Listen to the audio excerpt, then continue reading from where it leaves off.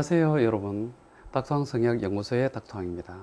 오늘 말씀드릴 내용도 예전에 말씀드린 내용과 마찬가지로 일반 산부인과에서는 쉽게 진단하지 못하는 그런 난치성 질환에 관한 이야기입니다.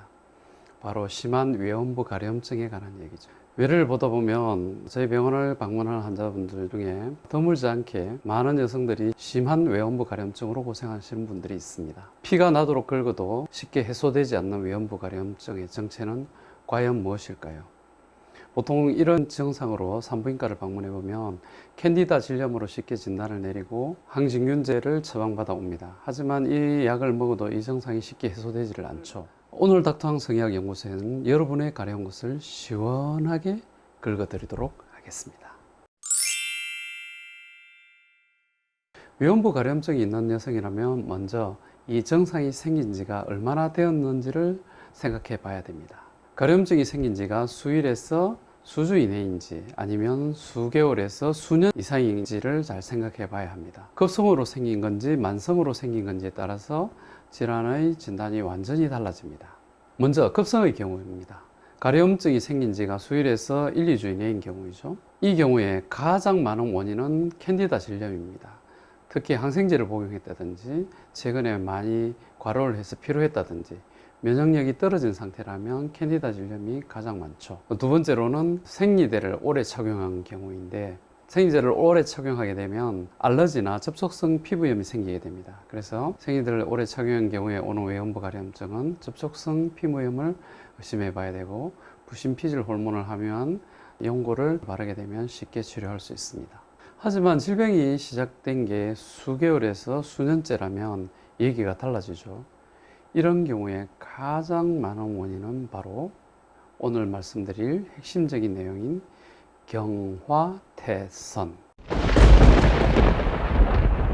경화태선이 되겠습니다.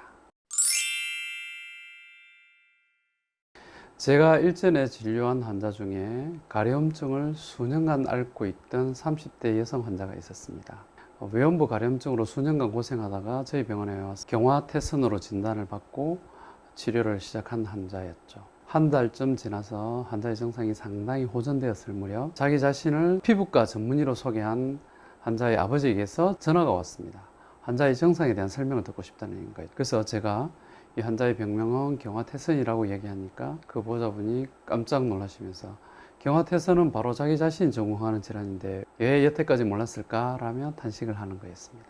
바로 이러한 질환이 경화태선입니다. 주로 피부과 선생님들이 다루는 질환이지만 몸통보다는 외음부 쪽에 흔히 발생하게 되는 질환이죠. 산부인과 선생님들은 전문의 수련의 과정 중에서는 이 질환에 대해서 잘 배우지를 않습니다. 피부과 선생님들은 이 질환에 대해서 잘 알지만은 외음부를 들여다볼 일이 별로 없기 때문에 이 질환을 잘 놓치게 되죠. 그래서 산부인과 선생님들은 잘 모르고 피부과 선생님은 별로 들여다볼 일이 없는 그런 두 과의 경계선에서 한마디로 사각지대에 놓여 있는 질환이라고 볼 수 있습니다. 저 자신도 성의학을 공부하기 전에는 이 질환에 대해서 잘 알지를 못했습니다. 산부인과 전문의 자격증만으로는 이 질환을 쉽게 진단할 수 없었죠. 그래서 수많은 산부인과 선생님들이 이 질환을 눈뜬 장님처럼 놓치게 됩니다. 경화태선은 소음순과 대음순 사이의 음순고를 중심으로 해서 음액 주변, 회음부, 그 다음에 항문 주변까지 질과 항문 사이를 아라비아 숫자 8자 모양으로 병변이 나타나고 매우 심한 가려움증을 동반하는 게 특징입니다. 이 질환은 약 70명 중에 1명꼴로 나타나는 드물지 않은 질환입니다. 자가 면역 질환이기 때문에 자신의 면역 체계가 자기 자신의 몸을 공격하죠. 그래서 이 질환과 함께 흔히 동반되는 질환으로서 자가 면역성 갑상선염이라든지 원형 탈모증이라든지 백반증 등이 흔히 이 질환과 동반됩니다. 여성 호르몬이 있을 때는 이 병의 증상이 가려져 있다가 호르몬이 없을 때 특히 심하게 증상이 나타나죠. 그래서 초경을 시작하기 전에 소녀들이나 폐경된 이후의 여성들에게서 특히 심하게 증상이 나타납니다. 그렇기 때문에 폐경된 여성들에게서 호르몬 치료를 하지 않는 여성들은 특히 이 증상이 심하게 나타날 수가 있죠. 병이 이완된 부위의 피부 색깔은 담뱃갑의 은박지처럼 은백색을 띠며 심한 가려움증을 나타냅니다. 질병의 초기에는 그 증상의 변화가 미미해서 놓치는 경우가 흔하죠. 시간이 지날수록 자신의 면역체계가 자기 자신의 몸을 공격하기 때문에 소음순이 점차 흡수돼서 사라지기도 하고, 음액과 음액 포피가 서로 유착이 되고 그 사이로 수많은 백태가 쌓이게 되면서 슈도시스트, 즉 위낭종을 형성하게 됩니다. 정상적인 해부학적인 구조가 점점 사라지면서 해부학적 구조가 변형이 되어버리죠. 만성적인 가려움증뿐만 아니라 성교통도 유발하죠. 그래서 점점 성교의 빈도가 줄어듭니다. 삽입 성교뿐만 아니라 오랄 섹스라든지 자유의 빈도도 급격하게 감소하게 되죠. 한 보고에 의하면 경화태선을 가진 환자의 약 76% 정도가 심한 성교통을 호소한다고 합니다. 그리고 놀랍게도 그 중에 약 절반 정도는 아예 삽입 섹스를 못할 정도로 심한 성교통을 호소한다고 하죠.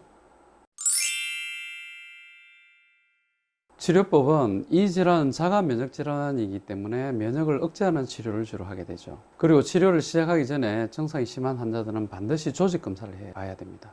왜냐하면 이 질환을 가진 환자의 약 3에서 5% 정도에서 장차 외음부 암으로 발전할 수 있기 때문입니다. 그래서 이 질환에 대해서 잘 아는 전문가의 꾸준한 추적 관찰과 관리가 필요한 것이죠.